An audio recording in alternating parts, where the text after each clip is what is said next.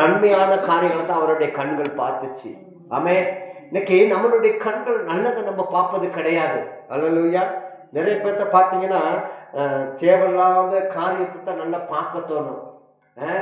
நமக்கு பாவம் செய்கிறவங்கள நம்ம கவனித்து பார்ப்போம். நம்மகிட்ட போய் பேசுகிறவங்கள நல்லா கவனித்து பார்ப்போம். அவங்கள தான் ஃப்ரெண்ட்ஸாக வச்சுருப்போம். நம்மகிட்ட பித்தலாட்டம் பண்ணுறவங்கள தான் ஃப்ரெண்ட்ஸாக வச்சுருப்போம். பீடி குடிக்கிறவங்கள தான் ஃப்ரெண்ட்ஸாக வச்சுருப்பாங்க. தண்ணி அடிக்கிறவங்கள தான் ஃப்ரெண்ட்ஸாக வச்சுருப்பாங்க. புயல போடுறவங்கள ஃப்ரெண்ட்ஸாக வச்சுருப்பாங்க. ஞானஸ்தானம் எடுத்துகிட்டு பொடி போடுறவங்கள ஃப்ரெண்ட்ஸாக வச்சுருப்பாங்க. அப்படியானால அந்த தேவனை நம்ம என்ன செய்யணும்? நல்ல ஒரு ஃப்ரெண்ட்ஸாக வைத்து கொள்ள வேண்டும்.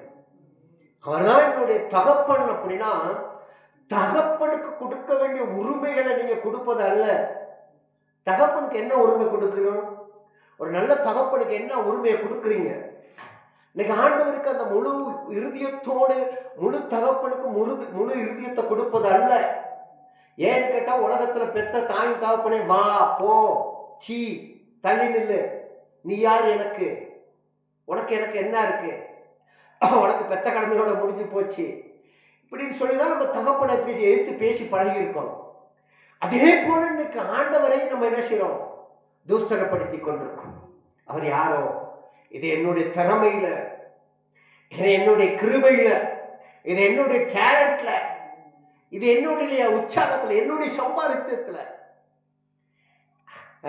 இது என்னுடைய படிப்புல,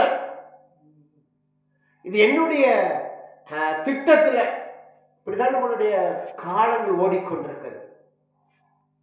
அந்த காலங்களை விட்டு முதலாவதாக நம்ம வெளியே வர வேண்டும். இந்த நோக்கம்லாம் விட்டுட்டு ஒரு தகப்பனுக்கு கொடுக்க வேண்டிய மரியாதையை நம்ம ஆண்டவர் சமத்துல செலுத்தி கொள்ள வேண்டும். ஆமென்.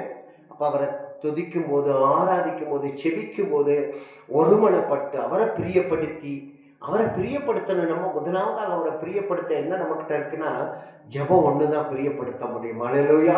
அவர் ஆராதிக்கிறத பிரியப்படுத்த முடியும். அவருடைய பாட்டை படிச்சுக்கிட்டே நம்ம வாழ்க்கையில ஓடுறது பிரியப்படுத்த முடியும். ஆமென்.